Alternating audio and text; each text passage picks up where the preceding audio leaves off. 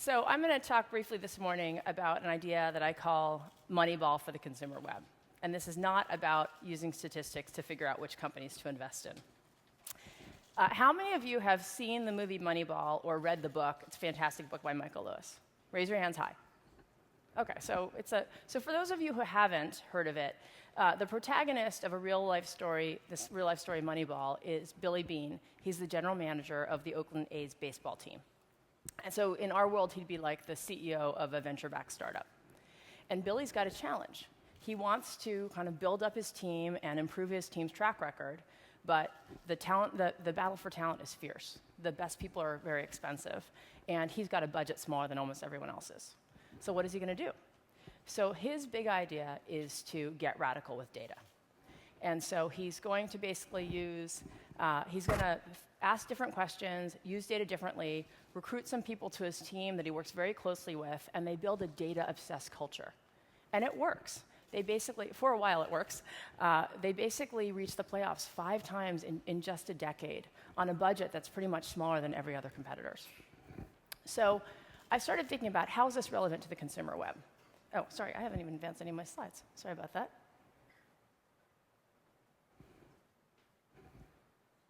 Can we see it on the main slide and go back to the beginning?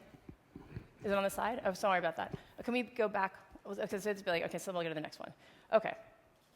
Sorry about that. So that's his track record. Okay, so I started thinking about this, how this affects the consumer web when I started hanging out with the founders of Rent the Runway, which is a startup in New York that enables women to rent the designer dresses of their dreams for any occasion. And what I realized was that for a pretty early stage company, Rent the Runway had 25 people, and one of their first VP hires, one of their first senior hires was a guy named Vijay Subramanian.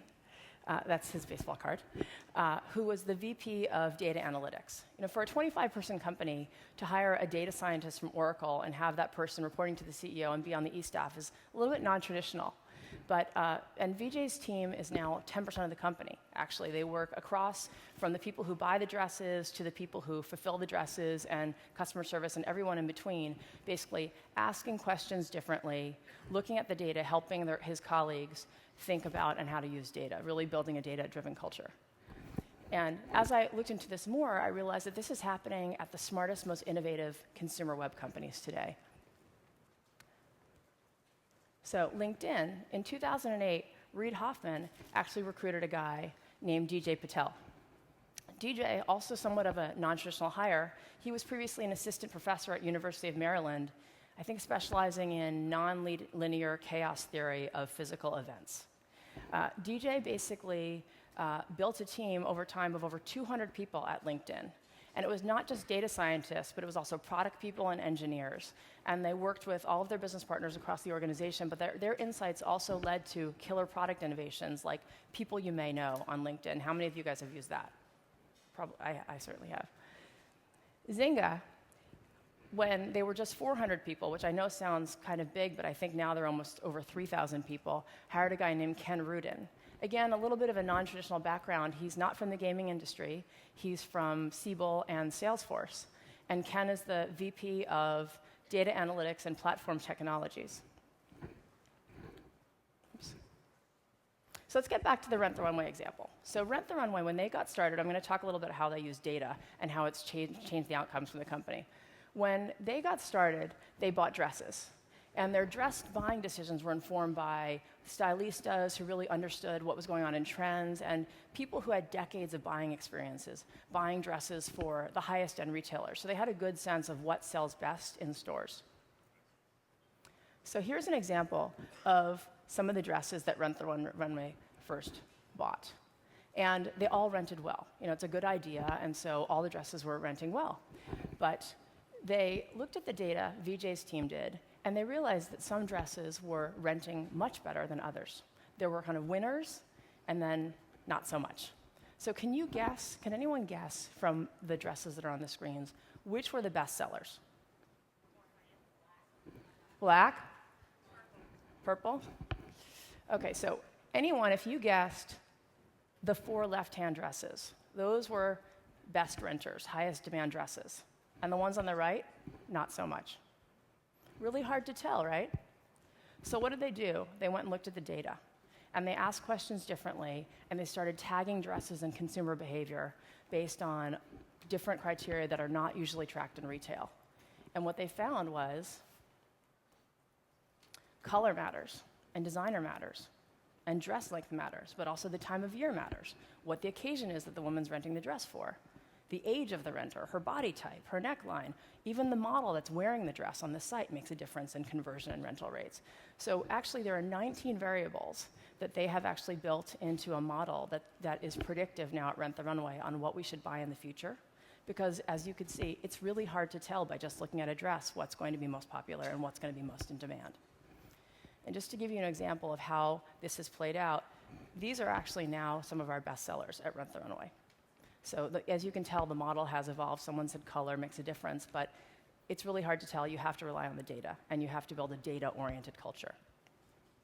So for my next example, I'm going to invite my friend Doug Mack, who's the CEO of One Kings Lane, to talk for a minute. He is also building a killer data-oriented culture, and he also has a unique way of looking at data that he's been generous enough to share with us today. Great, thanks. So for those that don't know us, we lead the home category of the flash sales market.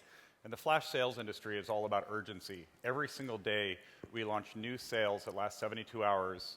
Prices are 50% off retail, and our membership swarms the site, scoops up the sales. Then the next day, we start a new day again, and we do that every day. So we create that Black Friday effect 365 days a year, which is pretty powerful.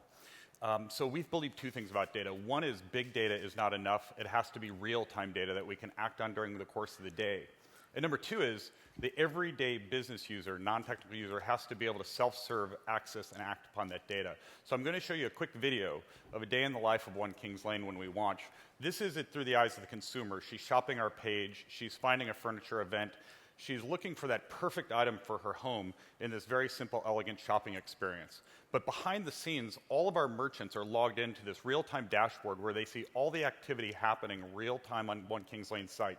They can see the sales adding up. They can see which sales are performing, which aren't. They can see average order sizes, number of products per item. But most importantly, each category merchant can see how their event is doing and start a drill-down process. In this case, the home office merchant can look in and see how many items are sold out. Do I have enough inventory left? What's the conversion ratio? And then continue to drill down to figure out how to optimize this event for the day. So this is her look into the event to say, through the eyes of the consumer, you see this page, and now the merchant can see this page with all sorts of data appended, and what she'll quickly find in this example are an item that's a gem in the rough, where we can find something buried way down on the page that has a ton of inventory there with the star, the rug, a ton of page views, and actually should be elevated in the hierarchy so that consumers, as they're flooding through the site, are seeing the items most likely to sell.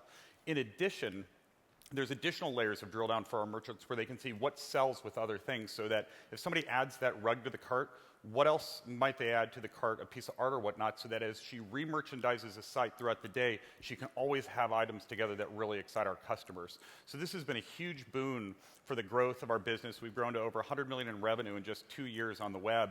And using these tools across the business from a very young age has allowed even groups like our marketing group year to date to reduce our customer acquisition costs by 30% just by looking at the data real time and tweaking it all day long.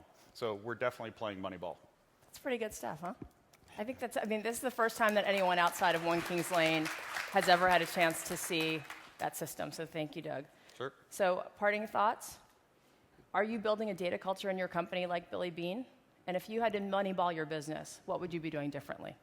Thanks. Thank you so much. Thanks for showing that. Yeah. Really cool. Thank you for